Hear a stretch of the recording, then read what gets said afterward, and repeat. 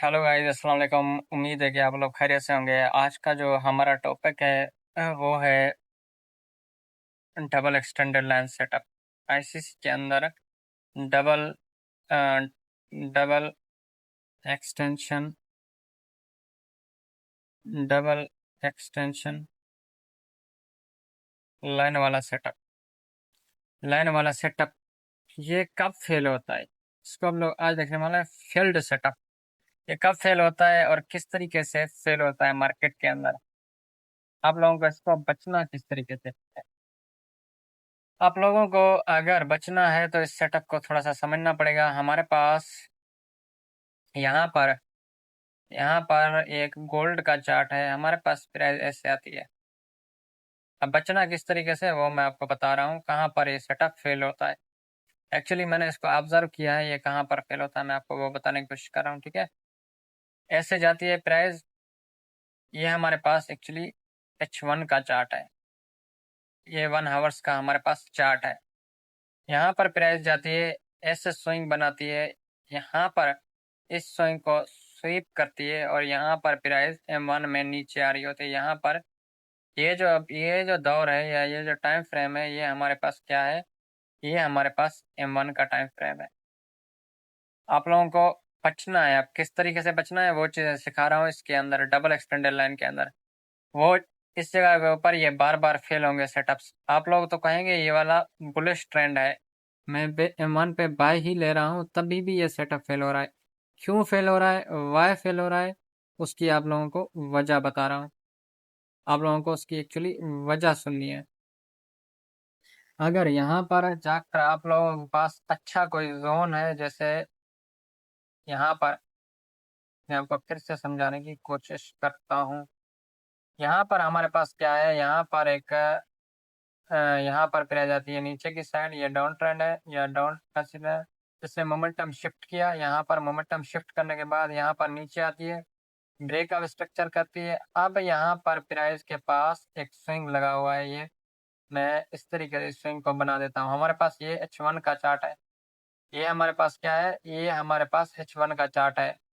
अब मैं आपको समझा ये रहा हूँ कि डबल एक्सटेंडेड लाइन वाला सेटअप किस जगह के ऊपर फेल होता है और किस साइड के ऊपर हमें ट्रेड नहीं लेनी, चाहे बुलिश हो चाहे बेरिश हो। ठीक है, यहाँ पर हमारे पास ये H1 यहाँ मोमेंटम शिफ्ट करके ब्रेकआउट स्ट्रक्चर कर रहा है और यहाँ पर M1 के ऊपर हमारे पास इस जगह पर ये स्विंग लगा हुआ है।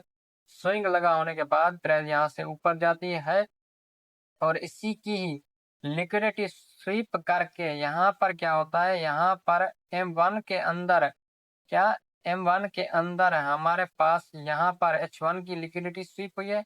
मैं यहाँ पर लिख देता हूँ, यहाँ पर ये एक स्विंग था, इसको प्रेस ने यहाँ पर स्वीप किया। ये H1 का एक स्विंग है, मैं आपको बता रहा हूँ फिर से।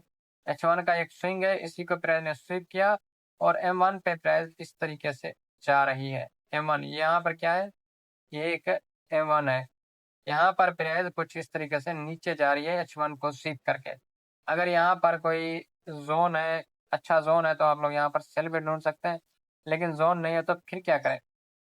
लिक्विडिटी स्वीप करके H1 की यहाँ पर प्राइस नीचे जा रही है M1 के अंदर। तो क्या होगा, तो आप लोग यहाँ पर लिक्विडिटी क्या हुई है, H1 की स्वीप हुई है तो प्राइस थोड़ा-सा रिट्रेस कर सकती है। फिर यहाँ पर जो M1 के सेटअप्स बनेंगे ना, वो फेल होंगे। क्या होंगे, अगर M1 पे यहाँ पर ऐसे 2 स्विंग लगे हुए हैं, कुछ इस तरीके से, उन दोनों को स्वीप करके प्राइस ऊपर जा रही है। यहाँ पर टॉप के ऊपर यहाँ पर H1 की जैसे लिक्विडिटी स्वीप होती है तो प्राइस जल्दी से नीचे आती है। अगर नहीं आती तो यहाँ पर कोई भी M1 का सेटअप बना रही है, कुछ इस तरीके से M1 का सेटअप बना रही है, वो थोड़ा-सा हो जाने के बाद वो सेटअप हमारे पास एक्चुअली फेल हो जाएगा। आप लोगों को उस सेटअप से बचना है, इस चीज़ का ध्यान रखना है, किस तरीके से बचना है वो मैंने आपको बताया है। अगर कोई ज़ोन है तो फिर यहाँ पर आप लोग इसकी जगह के ऊपर आने के बाद आप लोगों को क्या करना है, आप लोग सेल की प्लानिंग कर सकते हैं। अगर इस जगह के ऊपर कोई ज़ोन है, आप लोगों को यहाँ पर सेल की प्लानिंग कर सकती हो। फिर से मैं आपको समझाने की कोशिश करता हूँ, किस तरीके से। यहाँ पर देखें फिर से, मैं इसको ड्रॉ करता हूँ। यहाँ पर प्राइस ऊपर जा रही है कुछ इस तरीके से, इस स्विंग को स्वीप करती है। यहाँ पर इस जगह पे ऊपर M1 पे यहाँ पर कोई भी बाय का सेटअप बन रहा है, चाहे बाय का ही ट्रेंड हो, मार्केट ने क्या किया है, स्ट्रॉन्ग तरीके से बड़ी लिक्विडिटी H1 की स्वीप की है। अगर M1 पे डबल एक्सटेंडेड लाइन का यहाँ पर कोई भी किस जगह के ऊपर इस लिक्विडिटी स्वीप करने के बाद यहाँ पर कोई भी सेटअप बन रहा है M1 का, बाय की तरफ सेटअप बन रहा है, आप लोग क्या करें, अपोजिट सेटअप ले रहे हैं, अपोजिट लिक्विडिटी को टारगेट करें, तो हमारे पास ये सेटअप काम नहीं करेगा M1 के अंदर। किस जगह के ऊपर, इस जगह के ऊपर ये H1 की लिक्विडिटी प्राइस ने स्वीप की है। स्वीप करते ही इस जगह के ऊपर, इस जगह के ऊपर क्या होगा, इस जगह के ऊपर अगर M1 का सेटअप मिल रहा है ना, वो फेल होगा, बाय की साइड, बाय की साइड फेल होगा। अगर आप लोगों को यहाँ पर सेल का सेटअप मिल जाता है, वो हमारा 1:1 चल जाएगा। अगर बाय का सेटअप मिल रहा है, वो 1:1 नहीं चलेगा। इस चीज का बहुत ही ध्यान रखना है, चाहे ट्रेंड बाय का हो, चाहे ट्रेंड सेल का हो। यहाँ पर मैं आप लोगों को कुछ एग्जांपल दिखाता हूँ चार्ट के ऊपर।